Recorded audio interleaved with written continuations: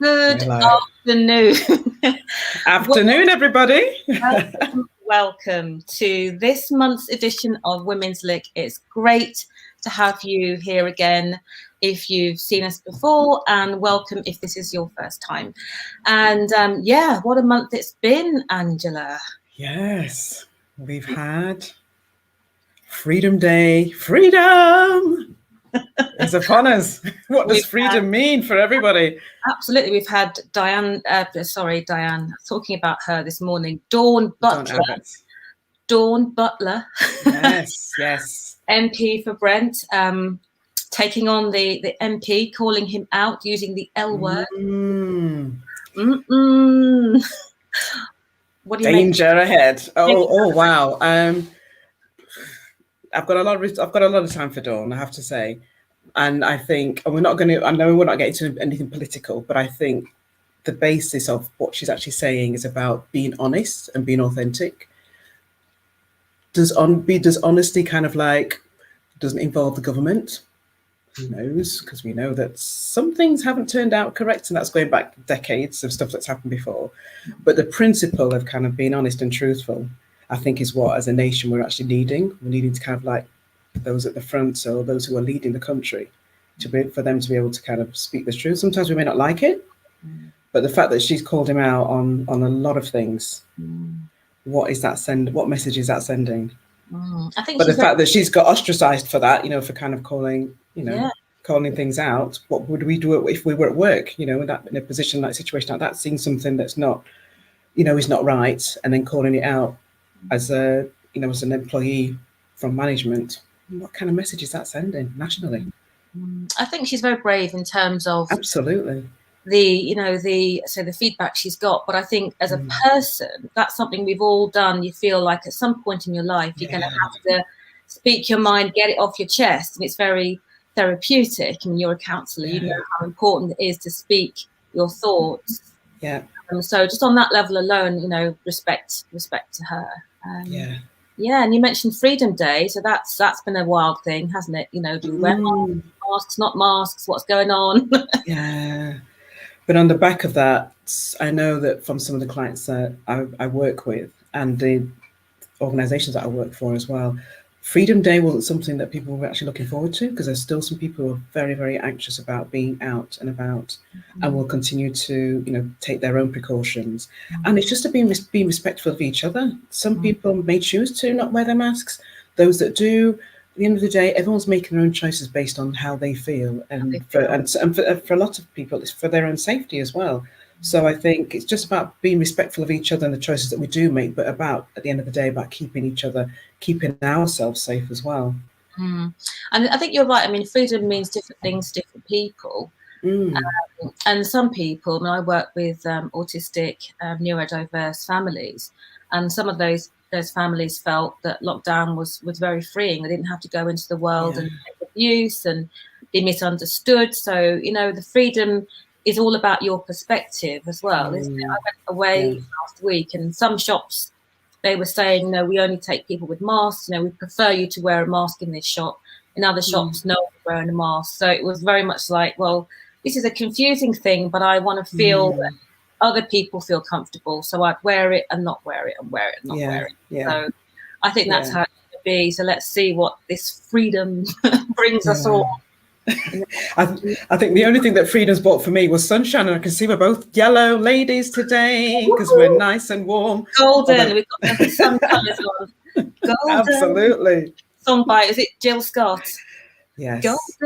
Golden. Yes. And it's summer holiday for most of us. Yes. Nice introduction to 6 weeks holidays for the kids, so they can be outside in the paddling pools. Parents and carers can sit back a little bit and just let them play. Definitely, although it is actually raining at the moment. That's pretty summer for you. So. In the holidays, what kind of things can we do? Well, for me, I love to go to galleries and exhibitions, and that sort of leads me very neatly into our first guest, Cece Phillips. If we could just have Cece to the front, it'd be great to have a chat with Cece, because one of the things I like to do is go to galleries and exhibitions, Yes. and there's lots of that stuff. And now we're kind of, you know, a bit more open. We can start going out and, you know, making the most of the culture in our Yeah. So it's a delight and an honour to welcome our first guest to Women's L.I.K, Cece Phillips. Hello, Cece. Hi, Cece. Thanks for joining us. I can hear you just about. It's a little bit not as clear as it was before. Yeah. That's tech for you. Yes, yes. I'm not sure what we can do about that. Oh, Cece said she can't hear us. I'm not quite sure. Can you hear me okay now? Can you hear us? Okay, I wonder, have you got your microphone on? Oh, that, yeah. There you go. You're here. Fantastic. You're rolling, girl. Fantastic. Okay. And, she can hear us, but now we've lost her. Yes, yes. I'm just going to wait till she comes back on the screen, and then we'll just have a little chat to Cece. Yeah. But I love art. I do love anything, and not necessarily art, but artistic kind of creative things that people do. So what about Sheffield? What's up in Sheffield that's a cultural place to visit? Oh, now you're asking questions. I'm like, for Sheffield, Sheffield has a history, but I know that the cultural things that they've just had Migration Matters, which is local organisations and individuals who put on things for the community. I do know of a radio broadcaster who did something on the migration of people, refugees and asylum seekers that came here and what their journey was like. So that was really interesting. I didn't get to see as much of it as I would have done ordinarily, because some of it was online, some of it was kind of face-to-face as well. So, but because of work, busy time for me kind of coming towards the end of academic year in schools and education. I think it's been quite hard for artists. I mean, a lot of, you know, going to exhibitions and galleries and theatre and all of that is being in the room and getting the vibe and the interaction. So I know a lot of the galleries and, you know, the cultural things all went online.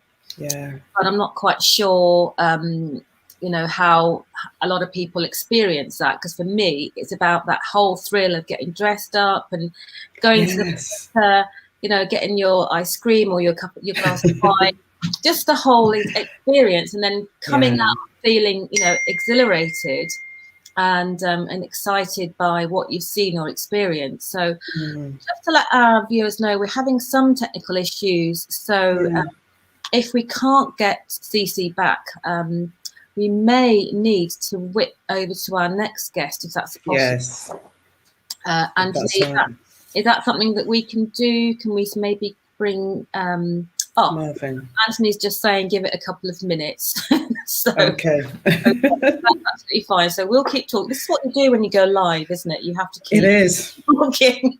We can only deal with what we can do within the moment. Exactly. And tech is not something that we have a huge amount of control over. Certainly not me, because I'm not kind of brilliant at it. Yeah. But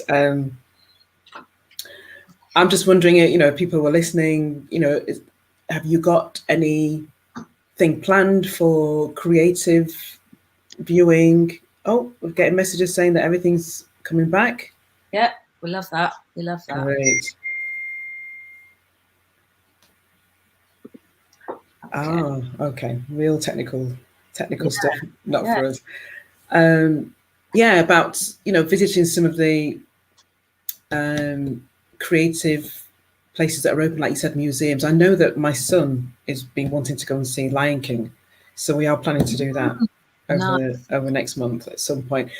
I've seen online some days, you know, they're saying that it's going to be back up, but I'm just kind of waiting to see. So we can book out in the theatre in London? Yes, absolutely. Yeah. I like seeing theatre. Oh, it's amazing. I've seen it 3 times. Once is not enough, I tell you. It's absolutely stunning. It gets better each time you see it, and it's very the way they portray the animals. I mean, if anyone watching has seen The Lion King, you know, jump in, because it's quite an incredible show. And also one for young kids as well. And they also have sort of autism friendly, so where the music is a bit lower and the lights are a bit more not so intense. So they've done a lot to make it very accessible. theatre. So it's a great one for the kids to go to. Good. Even when they're about 6 or 7. Yeah. Performance is dynamic. There's lots to see, and a lot of the songs are well known by now. So I think that it's a good one to introduce kids to theatre too. Definitely. Oh, could you recommend anything else? Oh gosh, there's so many. I mean, I think it's good to support local theatre, and community theatre as well, where some of the the different backgrounds and different casts, where they haven't got massive budgets and it's a bit more low key, and they probably haven't got as nice seating, but definitely go out and do something different. I used to go to see like puppet theatre with my kids. Yes, same here. Yeah, and all those sorts of things, and do things that are very sort of just a bit more diverse. That's my thought. So anyway, rambling is going to be cut to a short because I think some slight issues with getting Cece back with us. So I think we may need to interview Marvyn and jump over to that, and then hopefully we can come back to our interview with Cece a bit later on. Okay, great. Thank you very much for listening to our ramblings. I hope you've got something from that. But without further ado, let me introduce our a guest. Just as I said that, Cece, you came in. I was just about to say, Marvyn. Sorry. Marvyn, you're looking fine. Don't you love live streams? It's always me. It's always me. Can you hear us okay? I can hear you now. Yeah, great. And relax.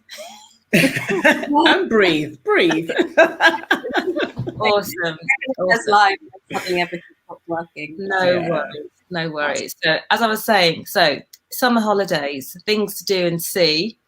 One of the things that welcome Cece, this is actually normal stuff. It's actually just all good fun to wing it. And as an artist, I'm sure that you're used to things not always going to plan. 100%, yeah. So one of the things I wanted to talk to you about is you recently exhibited at the other art fair. Yeah. And also Some of Us Are Brave, a show in Notting Hill celebrating the resilience of Black women. So how did the exhibitions go? Tell us all about it. Yeah, they were good. They were amazing, actually. Like it's incredible with both of them that they were both my first group shows. So I think the best thing about them was actually A, getting to meet other artists, and B, getting to see their work in a context where I'm able to exhibit alongside them. And there were some incredible artists in both. And actually being able to talk to other artists about their practice, particularly with the other art fair, because it was over the course of 4 days and you man a stall the whole time there. You really had time to get to know the people around you and the artists around you, and not just chat about their work, but chat about their experiences. And art is one of those things that no one has the same path, and everyone's journey is completely different, And it was amazing actually getting to meet some artists, especially after like all this time in lockdown and actually not being able to get to know people face to face. So both of those shows were incredible just for getting to meet some other really inspirational artists. Yeah. So I went to the other art fair and was really impressed by the diversity of the artists, the sculptors and all sorts of art forms there, and it was lovely to meet you there as well, and see your work, not on the little Instagram grid, but actually in full size, and it's big artwork as well. So it was fantastic to see it. So and now I know, and now I'm in a studio, so I'm hoping to go even bigger. I'm not restricted by my bedroom anymore. So canvases. Do you think it's more difficult for women, especially Indigenous and Black women, to pursue their creative passions, for example, in painting? Yeah, definitely. I mean, I think the society we live in is patriarchal and racist, and so I think it is harder for women, at that intersection to pursue creativity, particularly because I think with creative industries, a lot of the time it's such a big risk as well.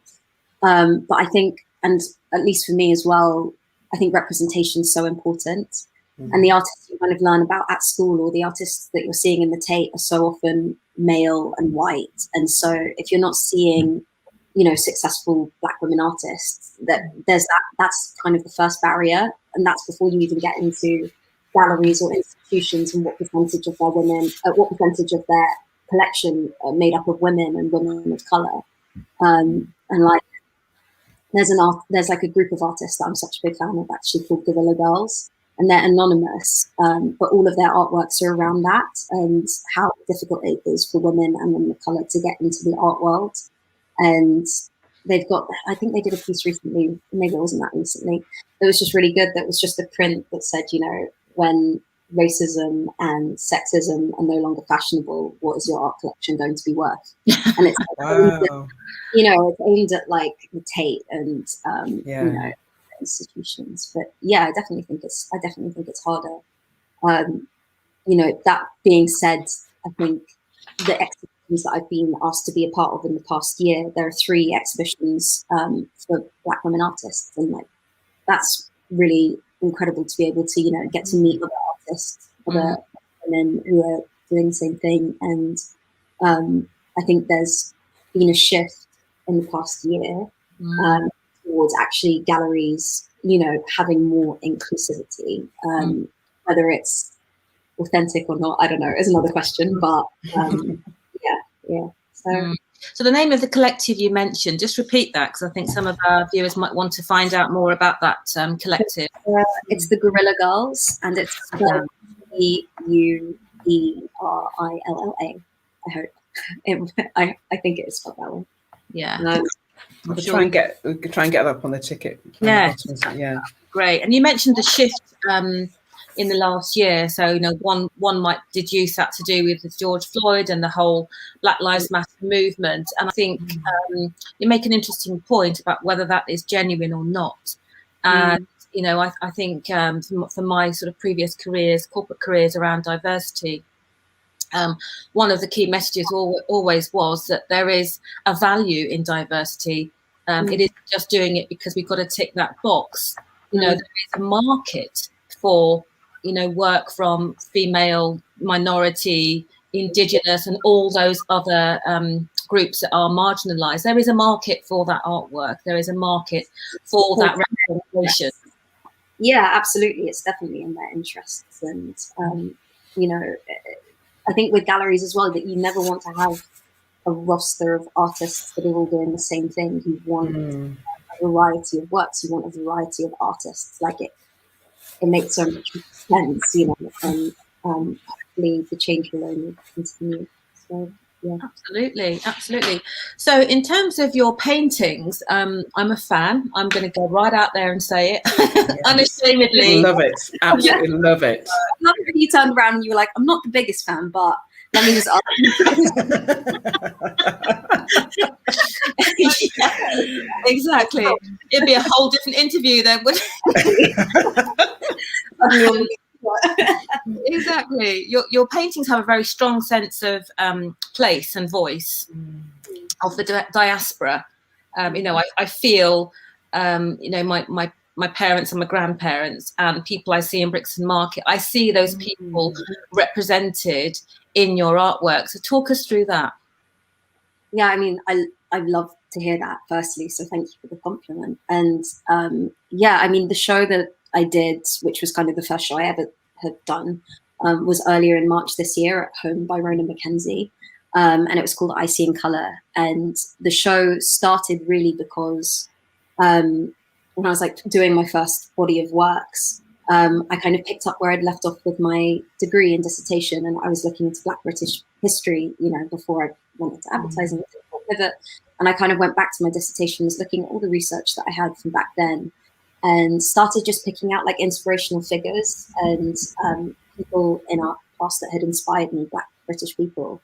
And some were individuals, like Evelyn Dove, who was this incredible singer, and she was Sierra Leonean, and I'm half Sierra Leonean as well. And then some were just the photos that I loved. And there was one I painted, which was, it's titled England, but it was of 3 gentleman who'd arrived on the Windrush boat. Yes, love that. Absolutely love that. Yeah, and I think that was actually one of my favorite pieces, just because I was able to connect with the granddaughter of the central figure and heard so much more about his life and what he did when he arrived in Britain, and the fact he started a band with his brother, and they went on to record a song that like my own dad had grown up listening to, and it's just like all of these kind of connections, and it was the history that I found really inspirational, and that's kind of what I was trying to paint and translate. Actually, weirdly, since I've done that show, I've kind of like pivoted a little bit from it, just in terms of, I think there was something about painting those stories which I loved and was so important, but also there's a part of me that's like, as an artist, I'm not a historian. You're never going to really know the people, you know, deeply and truly to properly give representation of them in a way. And like, whilst I completely loved the show and I loved the research and everything, there's something, I think now the work that I'm doing is a lot more using my imagination as well, and like still looking at history, but maybe painting less specific individuals where I'm like, oh, this is a portrait of, you know. Sorry, I'm going off on like a massive tangent. It's evolution, isn't it? You're saying that was then, and that was something you learned and you wanted to do, but you want to move on and develop other themes and etc. But yeah, I mean, that show was so incredible, and like to be able to create that body of work. And like, I also do want to shout out, you know, The Space Home by Rona Mackenzie. Like, she started that late last year and is doing everything herself, and she's giving like this space in North London as a place for like creatives, like people of color, and it's a very different space as well. Like, it's not white walls, it's not white floor, it's like carpeted, it's got like clay walls and like brown carpet, and her whole ethos is, you know, it's more than an art exhibition. Like, she does a program of events alongside each show, and like it's very like community orientated. So like I was very lucky as well to be able to create those works for that space. And she's got more incredible exhibitions planned, so definitely can't wait. Amazing. I think I'm going to try and do some more writing at that space, because that's, you know, I've been working from home, and as a writer it's fine, but I think I looked at the space and, you know, it sounded intriguing, and I think I'd like to support her and go and set up camp there to finish my next book. Like, I definitely do. You definitely should. Like, that you can book in time to go and actually just work there. And it's so calming. Like, definitely. Wow, that sounds amazing. Doesn't it? Yeah. So yeah, I'm going to hand you over to Angela, because Angela's got some questions for you too. I have. Cece, you look so young, girl. Do I? Yeah, you do. But it's all good. It's all good. All the creaky bones started, and like. No, you're too young to have creaky bones, honey. You're too young, far too young. Your bones should not be creaking. Not yet. Anyway, not for another few decades. Probably 30 at least. Anyway, it's great just kind of looking at some of your artwork. I love it. The three guys with the hats just reminds me so much of my dad. My dad passed away about 10, 12 years ago. And as I looked at that, I just thought of my dad and his friends. And I just thought, yes, I loved it. Absolutely. That's my favourite one out of the ones that you've done already. But yeah, great work. So in all the things that you're involved in, you know, what sort of skills and talents do you need to be a successful artist, especially as so much of art is appreciated kind of based on people's opinions, because you can't please everybody in terms of your audience. So what kind of skills and talents do you think you need in your view? Thinking about it, I just think like literally I haven't met a single artist that is similar to another artist I've met. Yeah. Everyone's work is so different, and like you say, art is so subjective. Oh, yeah, here we go. Did I freeze? Yes, you did. Just for a moment. Yeah, okay. But yeah, because art is so subjective, and because everyone's different, everyone's story is different, everyone's personalities are different as well. Like, I'd say one of the main things, or the kind of common denominator, is probably like a bit of self-confidence and like backing yourself, backing your work. And then the other thing is also just like practice and actually creating a lot of work, I guess, or like it doesn't even have to be a lot, but just putting a lot of time into the actual side of making and doing, and you know, I think those are the two things that are kind of the more, I don't know, they have like across everyone. I would say that's something that I've kind of a common denominator. And then like, I don't know, I guess like I have been quite lucky in that I've done something else, and like advertising in particular, it's a very people heavy industry.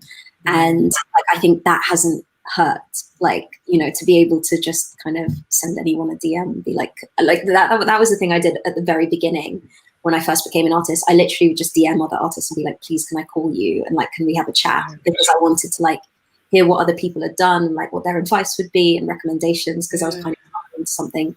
I mean, looking back now, I think I was very naive, but I had like no idea kind of what the art world was like or what it was. Yeah, so I guess working hard and practice, self-confidence, and then I don't know, harassing people slightly. Well, I wouldn't even call it harassing. It's like you say, you didn't know what you were doing. It's like, you know, if you can't drive, he kind of goes to people who can do it. So, or who've done it before you, sort of reinventing the wheel. It's about getting, because everyone's artistic expression is different. So it's not like, oh, you've stolen my picture kind of thing. It's about just getting to know the kind of basics about how to get into that environment. And like the good thing now is, I think as well, like it's not about, I don't think there's less of a traditional path. It's not about going to art and then meeting X gallery. It's like so many of the artists I've met are self-taught, and like that's a really lovely thing. Great stuff. So what made you decide to focus on art rather than any other type of creative medium? I think even when I went into advertising, I did that because I was like, this is creative, but there's some stability, you know, and there's like a paycheck and everything. And like, honestly, it's just that I can't imagine doing anything else. Like, I have just been painting since I was a child. Like, my dad taught me to paint, and like, it's the thing that when I'm doing, it's just so meditative, and like, I love it. There's nothing else that's brought me that feeling or that calm or like anything. It's kind of, I think I always thought, okay, well, I'll get a job and then I'll like slowly transition over 20 years into art.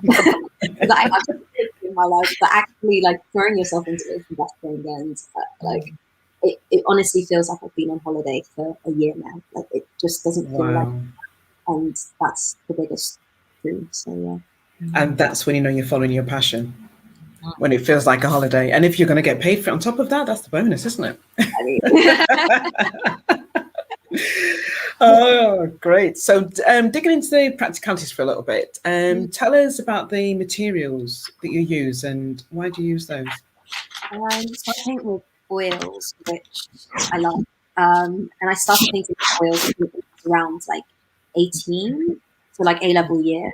And before that I was painting with acrylic. And I like heard on a podcast recently someone describing painting with oils as like painting with butter. And it's so true. Like, there's something so different about oils because they take so long to dry. It's just like so smooth. And really recently, actually, I like found out there are these oils called like microcarbon oils, and they're so nice, and the colors are just so different and vibrant. And they're incredible. I can't buy enough. But yeah, it's definitely like the smoothness. It's definitely the colors, because like all of my works are very, very bright, I would say. Right. I love that. That's another thing I love about it. And also bring that out in a way that I don't think any other paint really does as well. But like, I really want to try sculpture one day. So I don't know. You really want to try sculpture in the future? Oh, sculpture, yeah. Just because. Why not? Yeah. Exactly, why not? And it's quite tactile, isn't it? Yeah. You can feel all that smoothness of the clay. So yeah, I can get used to that. So I'm just going to pass you back to quickly. Susie had a question as well. Yeah. So you've actually touched on it earlier. You mentioned your advertising career, and that's interesting to me. So that's my background as well. So tell us a little bit more about that. Obviously, it's creative, but I mean, you've chosen two careers that are quite competitive, I suppose. Yeah, I think with advertising, again, I think I was just trying to find something that was creative but stable after uni. I think advertising seemed like a really good fit as well. And I think in some ways it was. I wasn't actually a creative, like I was an account manager. So I was doing a lot of the kind of like client relationship side and finance side. And there was something like, I think I did really enjoy it for the time I was there. And like, obviously doing things like shoots was exciting, and, you know, working in Soho like was enjoyable. And it was actually just like the pandemic, and when you're at home and you're not around all the people that you get on with and you work with well, and you're not going to a shoot or a voice recording or anything, and you're just at home with the work itself, like I just realized there was no like love for it. Like it wasn't what I was passionate about, and that was kind of when I decided to resign and just It's quite a big move, but you know, we hear a lot about side hustles, but it sounds like you just dived in. You just said, this is me. I'm here. I'm an artist. Let's do this. Well, like, I don't even know if I don't think I would have had the confidence to come to it by myself. It was actually my sister graduated last year. She's a year younger than me, and she started a business in her final term at uni, and then decided that she was going to like, or in her final year at uni even, and decided she was going to like throw everything at it and just go for it. And like and her business is great, by the way. It's called Sojo. It's like delivery for clothing alterations. A little shout out. Yeah. But she did like she just like had a chat with me and was just like, I'm going to do this, and it's going to be like a huge risk. And like, you should do the same with what you're passionate about, so that we can like do it together at the same time. And like, she had that talk with me, and then I quit the next day. So like, awesome. Wow, I had shivers then when you said that. I was like, yes, girl, go for it. We all need your sister. Everyone needs your sister. So just take someone to say to you, just go on, just do it. Yeah, she's the biggest cheerleader. So like, awesome. So, what are your dreams and aspirations from here on in? What's next, Cece?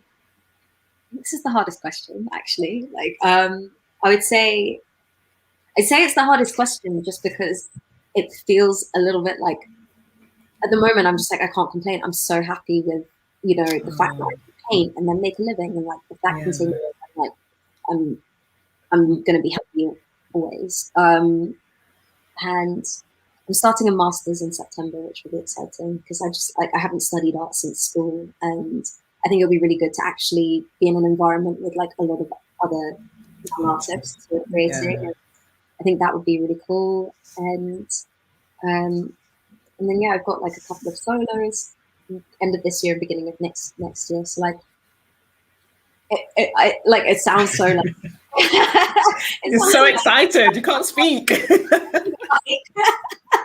Like, I'm so happy, and like I haven't really. I don't think I've thought like 5 years from now. I think actually, if I'm doing what I'm doing now, I will just be happy. So more of the same. Yes. I do want to develop my practice, actually. Like, there's so much I want to like do and paint and make, and I think that's the aspiration is to just like really, I don't know, spend more and more time creating like bigger and better complex work. So yeah, absolutely fantastic. Great. But is there anything you'd say to your younger self? Don't overthink. Just go for things. Like just do it.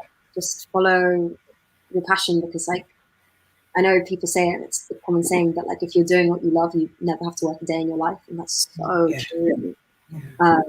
It's so true. So awesome. Great. Absolutely awesome. Thank you so much for your time, Cece. It's been a delight to talk to you, and stay on the line because we're going to have a chat to Marvyn. And then at the end of the show, we'll get you guys back together for the last bit. But thank you so much for your time. Yes, thank you so much, Cece. Thank you. Yay. See you shortly. Right. Okay, Angela. Hi. Yes, we're going to bring it on our next guest when. The wonderful move Susie into the background for a short while, but while Marvyn is coming on. I want to say welcome to Marvyn rather than saying welcome to a white dot on a black screen. I feel a Marvyn coming along. And technicals. Gone are the days. Hi, here we go, Marvyn. Yes, great. What is I feel a Marvyn coming on? Have I become an adjective somehow? I didn't realize. You have. A noun, everything. Oh, brilliant. Nice to see you both. Thank you. I just want to welcome you to Women's L.I.K. This is Marvyn Harrison. He is the founder of Dope Black Dads. So welcome to our show, Women's L.I.K. Thank you for having me. It's great. I'm looking forward to having a conversation with you because dads are a thing for me. Because I was closer to my dad and I grew up with 4 boys. So I think just the male energy that was around me was enough because I was an only girl. So kind of Black Dad is something for me that it's been how can I describe it? It's been a real interest, a passion, I think, and also because as Black men, the raw deal that Black men get as well. So, you know, I'm trying to work with younger ones really to kind of build their self-esteem and everything else. But I can get into a conversation. We just want to hear from you right now. So before we do get into our discussion and all the amazing work that you're doing with Dope Black Dads, can I just clear up a question or ask a question very quickly about socks? Socks. Yeah. Socks. What is it about? Why is it that we, as in the women and children, always think that dads need socks for presents, for Father's Day, for their birthday, and for Christmas? It's not a light question. It probably isn't going to be a light answer, though. That's the problem. But I think there's a couple of things at play. I think men buy everything for themselves that they need. They deal in the urgency of what they want and go and buy it.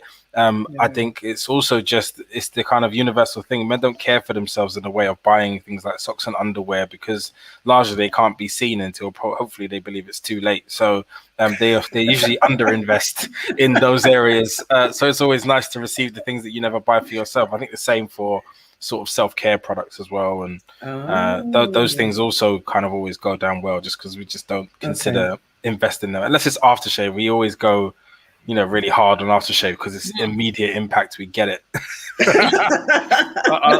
ask us where our facial wipes are, and we wouldn't have a clue. So always buy men those things. Okay, so if you're listening out there, as females or children, socks are really important because I always thought they were really boring, but that's please, I've never really thought of it in that way. Just get me high quality. I was going to say, what type of socks? I don't want to be offensive to necks, but don't get me neck socks. I don't want socks that you can buy next to groceries. Get me nice ones with silk and nice 100% cotton, please. Yeah. Oh, okay. All right. The word's got out now. That's what all the men will be getting. Let's get back to Dope Black Dads that you set up. And I understand that you set up the group to try and change the narrative of kind of Black fathers, the negative perception that's out there for Black fathers. What inspired you to set up the group? To be honest, it wasn't particularly noble at all. It was just a sad state. I was just struggling with the idea of male parenting, and I couldn't get my head around what the hell we were here for. And so I was kind of in a bit of I suppose I was overthinking it. I was trying to intellectualize my presence as a father. And nothing really landed that moved me. And so I just kind of always felt like I was a +1 to the party. And I think really in the first maybe 3 to 5 years, there is an element of you playing almost second fiddle to the primary carer and the child itself, which is obviously fundamentally important. But 3 years is a very long time to feel slightly off center in a particular area of your life. And also usually up until then, depending on the dynamic of your relationships, you and your partner would have been, one-on-one, you would have been a team, you would have been a partnership. And then then there's someone else that comes in. I know it's a child and they didn't ask to be brought here, but there is a sense of just slight displacement. So I think it just takes a little bit of adjustment. And for me, I was struggling for going from 1 child to 2. Was my big challenge because then it was like the child that we had who we kind of figured out how to be a 3, but he didn't want to hang out with me either. He just wanted his mum. So it got to a bit of a point where it was like everyone was rejecting me. So I was just like, hey, what's going on? Anybody, please? And, give me some loving. And my wife at the time was just too tired, and she obviously was leading the line. My daughter was too young, so she just needed primary care. My son was like, but I was the special one. Now I'm not. So everyone's kind of dealing with their things. But me, I'm like very proactive, and I had my hands out to everybody. Anybody wants a hug? Anyone? Somebody? And, and then it was just a bit of a like, you kind of always felt slightly outside. So after that, I created a group, and WhatsApp groups are largely detested by many. So they're not always the best way to kind of reach out for help. But I knew there was a group of dads that I knew who were like highly functioning in their work, but also, we never really talked about parenting. It was kind of an afterthought of a conversation. And so I just wanted to ask them what they were doing. And it was really funny because I was like, I look to you guys on social media. If I see you at a park, I get really infused and I'm like, right, we can do this. I can take them to the park too by myself. And, and they had no idea I was looking at them, and I had no idea they were looking at me.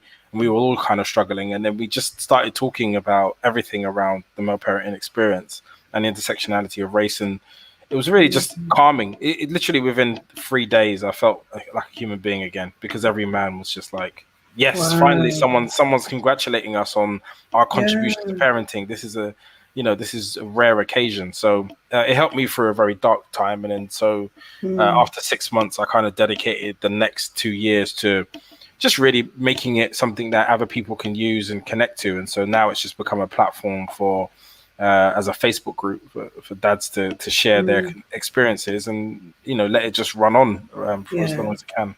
That's great. And it's so important, as you say, for men just to talk, but as Black men as well, to kind of have that connection together. Sounds amazing. The thing is, I think men do talk, and I just think people struggle to listen to Black men when they speak, including other Black men. So, you will find that normally when a Black man speaks up, it's probably too late. It means the extremities have already kicked in, and he's, looking for survival at that point, rather than an opportunity to grow and just like curiosity. And so we need to normalize healthier conversations with other men. And I think our space does that, but we still need to make it possible in our friendship circles.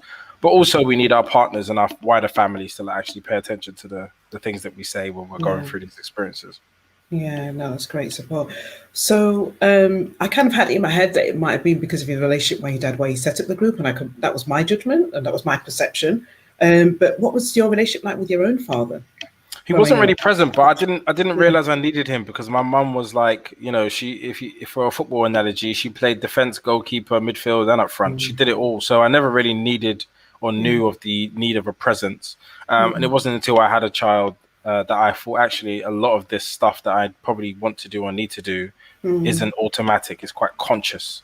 I was really thinking about it. And then I started referencing, TV dads. So people like Uncle Phil were a really good guide of like how to be in particular scenarios, how to discipline. And, what I liked about Uncle Phil was that he always used his brain on his children. He never raised his voice necessarily or beat them. It was always about, okay, you think, all right, well, let me use my power, my wealth, my house, my rules as a framework to guide your behavior. And a lot of that stuff I took on into my parenting. So I was, we were fortunate to be raised in the 90s, where there was so many visions of Black fathers and the type of things that they would do going into the 2000s with my wife and kids, and Desmond's and Alan Jackson from EastEnders. I always shout out Alan Jackson from EastEnders because he actually took on children that weren't his, which was an anti-stereotype at the time.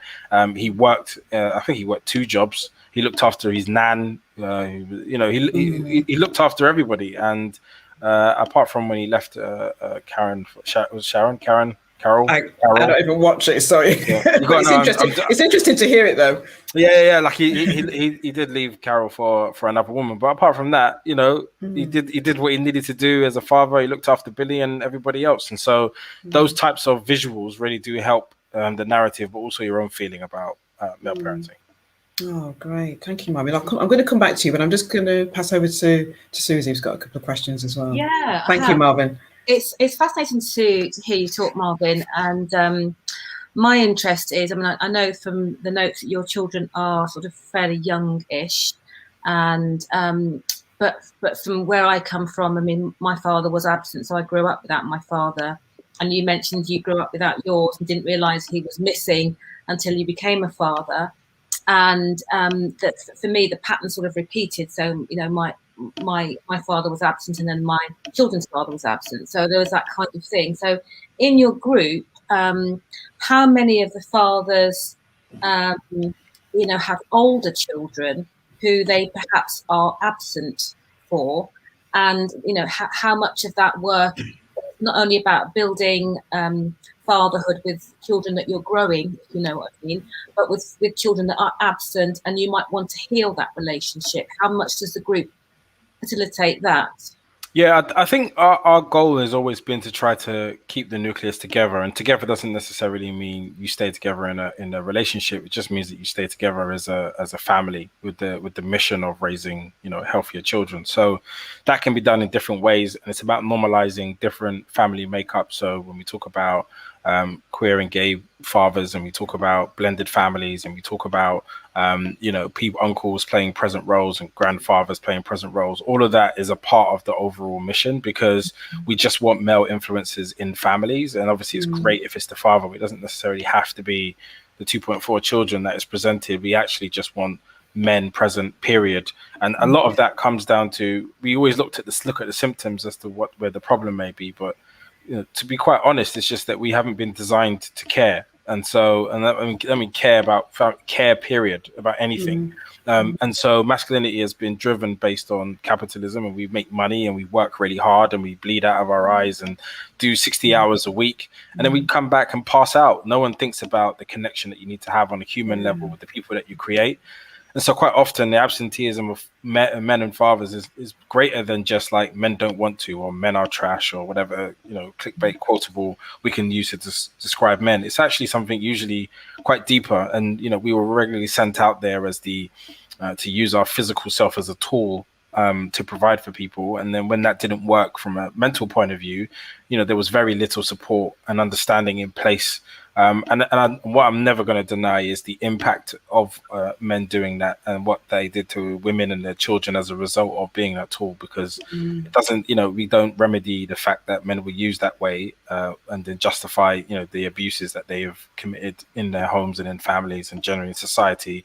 But there is awareness of like the actual cure is first, it takes an element of empathy, which not everybody is in a position to do. I've noticed that women may not be in a position to do that at that time, as they're focused on their own self-preservation, which I think is fine. So it then becomes the work of other men to identify what we can do next, to collectivize and try and support each other. And it's tough work, you know. Even me has been doing it for 3 years, working with, you know, men who have very clear ideas about who they are and how they feel about things. You know, opening them to new ideas isn't something that's very easy to do. So, you know, I admire every man that's ever passed through Dope Black Dads, because even if they lasted a couple of weeks, it doesn't matter, because I know that at some point they were committed to some sort of change, and they may not be ready. But I suppose our job is just to be around to keep introducing people to better ideas. Absolutely. Wow. In terms of you know, the work that you're doing, you know, what kind of legacy do you want to leave for Dope Black Dads? It's weird because I try to just stick into what was the present now. Like last year, the last 18 years, it's been a really challenging 18 months for all of us in different ways. But I felt that in our community specifically, and I mean the Black community when I say that, is that we were dealing with a lot of different challenges that, you know, compounded what was already happening. So even if you think about 2020, and we had, you know, a lot of racial tension, we had COVID, where people were contracting, dying from it more than anybody else. We were on the frontline services, so we were losing our jobs more than anybody else. The protesting that happened was really intense. The tearing down of statues, the new legislation, a lot of anti-Blackness. And you just go through the whole year, and then you realize that a lot of people may have, you know, been pushed into ways of being that weren't necessarily their best self, on top of already the social standing. So, you know, I look at it, and I just think the legacy is that we just have to be a constant reminder of what's possible. And so being our best selves, and providing education, providing access to therapies and different forms of healing and self-care, and, you know, inspiring people with ideas and visions of what male parenting can look like, and then, you know, celebrating those who put their best foot forward and do amazing things. You know, I think when we first started, there was almost like a slight, was like an aspirational target of being this, and everyone had to kind of reach for this North Star. But what I quickly realized is it's actually not about that. It's about a constant reminder, and when people are ready, they will turn up at your door with, you know, ready to do the work. But you can't make people do it, and you can't make people feel bad for not doing it yet. It just doesn't work. So I think our whole thing is just being around as a constant reminder as what's constant possible. reminder. And how do you personally cope, you know, with being, you know, managing other people's stuff, your own stuff, and balancing your business and your work? I mean, you've got a plate full. Yeah, it's very intense, but I think the first thing is that I've had to reconnect with my empathy. I realized that, you know, throughout that process, some of the things that happened in 2020, I just became disconnected with my empathy. And you know, you just want to blitz through because you just want to get to the other side, and you're trying to push outcomes. And you know, I think for me, being connected to so many human beings, you know, I think there's like 20,000 people around the world who are all connected to Dope Black in some sort of way. And I think the most important thing is that it's a slow game. It's a slow burner. You're not going to get, you know, transformation in a couple of months. It's going to take time. But you need the thing to be around and alive. You need to be around and alive to be able to help the people as and when the time's right. So I think the adaptation of what we do is just to really just be a bit more compassionate and be more patient with everything, including society and sometimes some of the things that they create. You know, when we looked at England and they went out of the World Cup, that few days afterwards, it was really interesting watching how the narrative was shifted from, you know, the racist abuse that happened immediately after into how many people stood up and was like, we're not having this, and pushed really positive messages into the world. And it was just a reminder that you can actually do it. And because often it does feel like it's a weight, but you can actually make the change. You can change the narrative. You can redesign how people feel about a topic when you show compassion to them. And I think that's what's been really a good lesson for the last 18 months, 2 years. I think what I was trying to get at, are you compassionate to yourself in all of that? Because so you've got so much, what you're doing is phenomenal and life-changing. I will say, look, it's not something that I was familiar with growing up. I think as I mentioned before, there's the like how I'm used for capitalism, so to provide, to create for others, my family, you know, the people around me, knowing that if I don't necessarily yield a success in my life, then no one's going to step up and save me, because, you know, Black men aren't saved like that. There's not the empathy for masculinity, especially and in Blackness, when it comes to the challenges that we face. So I knew if I wasn't something that was commoditizable or something that was necessary, you know, you wouldn't be seen in society as something worth saving. So, you know, that was a lot of my early programming was around being something at all cost. And then I found that problematic when I got to my late 20s, 30s, when you realize that you actually build a life and you're past the point of, you know, not being anything. You clearly have established a life for yourself and a career. I'm married, I had 2 children, and I was still running like I had a problem, and I didn't have any problems. And so, you know, I then had to learn how to love and how to be empathetic, how to be patient, you know, all these things that I had to create for myself. And it started, as you mentioned rightly, is that it started with how do I feel about myself and creating that love for myself. So it became really, really beautiful, and it was a really nice awakening when it landed. But, you know, still you then got to test that in the life that you created before you come to that idea. So many of us build, you know, inauthentic lives off the back of bad ideas that we have, and then you get to the other side and you realize this is how I need to build it. But you've already got people around you who you know, live in a certain way. So it's been an incredible journey, but I'm grateful for it. And, you know, I often use myself as an example to others, and I'm not afraid to share, you know, my experience and my journey. But also now I've, you know, keep some stuff back just for myself now, and you know, I'm in this sort of process of peace at the moment, which has been incredible to experience. Wow. Amazing. Absolutely amazing. It's wonderful to hear, and it's so therapeutic as well to hear that, you know, in this time that can be so traumatic to so many of us. You know, there is a lot of healing going out in the world, and you know, you're part of that. So thank you for sharing that with us. Thank you. Thank you very much. I'm just conscious of time. I'm thinking, are we where are we at with time now? We're going to go on to our next, bring our other guests back, and I think it'd be great to get to see Cece back, and we'll have a quick chat before we that sounds amazing. finish. So we'll bring Cece back in if we can. Tech working, please. My magic wand. Ta-da! Ta-da! Yes, Cece. Cece. Hi. Well, Have you got your microphone on? Thank you, Yeah. my love. Good. So, wow, you guys rock, basically. doing the business, empowering, creative, and passionate, yeah, absolutely. In the minded. businesses that you're doing. Yeah. Thank you. Awesome. So we just have a little fun thing at the end of the program for both of you to think about. So you're both doing incredible things in your lanes, if there was one person, both of you, who you could invite for dinner, dead or alive, from any genre, in any sphere of life, who would they be? Cece, I'll ask you first. And why? And why? Yes. Yeah. I should have thought that. I should have planned this before. No. I think I would ask Toyin Oji Odatola, just because she is my favorite artist at the moment, and she did like the most incredible exhibition last year at the Barbican. And like took over the whole curve and had basically just told a story across, I don't even know how many, like 50 huge paintings. Wow. Like a love story set 15,000 years ago, or maybe not, maybe that's an embarrassing guess. Like prehistoric amount of time ago, set in West Africa. And it was like the story of a society where women ruled and men were kind of an underclass, and like relationships between the sexes were forbidden. And it was a love story between a man and a woman. And it was my favorite exhibition I've seen in a really, really, really long time. And listening to interviews she's done with like Zadie Smith and stuff, I just think her ideas are so interesting. Yeah, I think that. Interesting. Right. Interesting choice. Yes. Or Michelle Obama. I don't know. Yes. I was going to say, could you spell Toyin's last name for us, but maybe, or put it in the so that anyone who wants to find out more about her can find out. Yeah. Should I spell it now? It's like yes.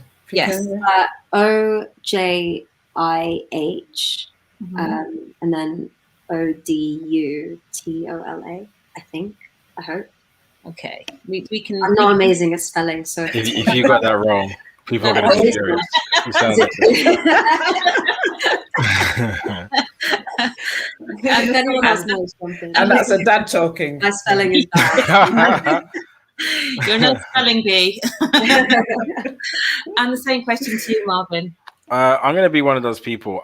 That's an impossible question to ask, because I already thought of 4 immediately burst into my head. I was like, wow. I want to speak to like Marsha P. Johnson, who's like a trans rights activist from way back in the day. Like her life was just incredible to lead that life and stand in that space. I want to speak to Barack Obama because I want to understand his temperament. Like when people are doing absolute insane things and blood clotting what stopped him from going on camera and being like, blood fire, like, yes.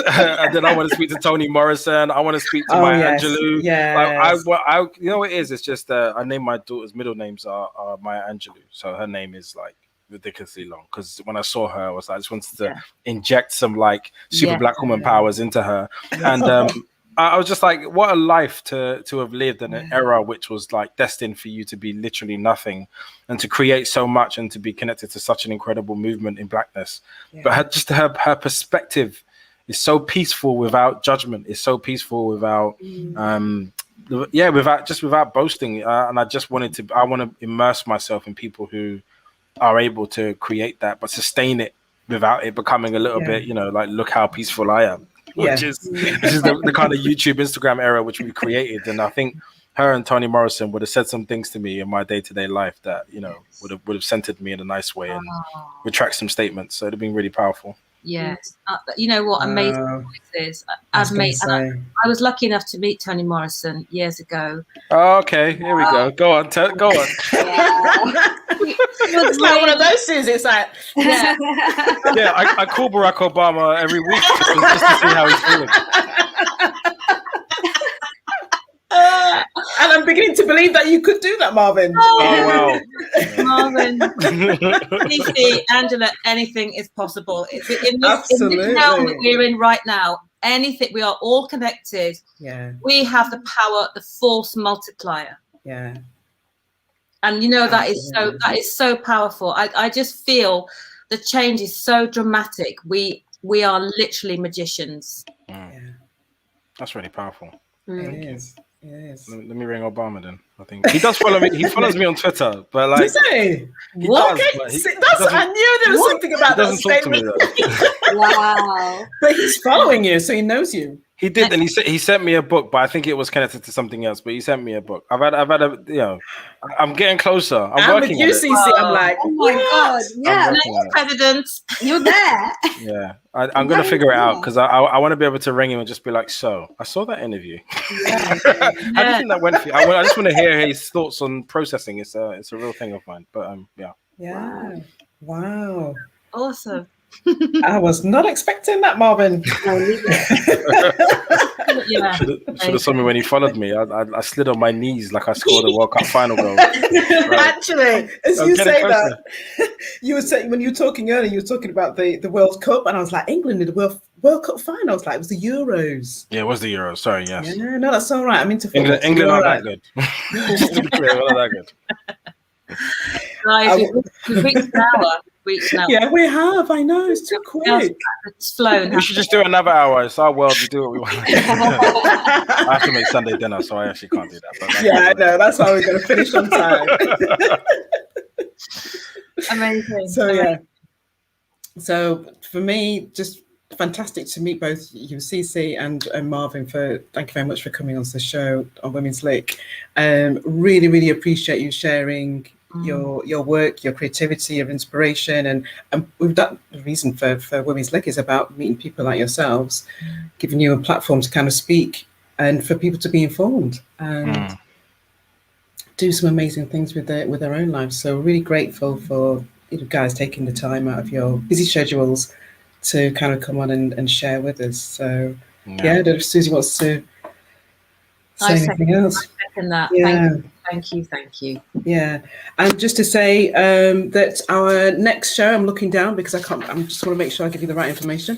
Our next Women's L.I.K will be on Sunday, the 29th of August at 12 o'clock, not at 3. It'll be at 12 noon, but we'll forward some information out early enough so that you're not turning up at 3 o'clock and realise there's nobody there. So on that note, we're going to say goodbye, everybody. Have a great afternoon wherever you are. Enjoy the time, enjoy the sunshine. I'm going to try and sequester the painting from Cece. So that's my next step. Oh, bless you. They are amazing.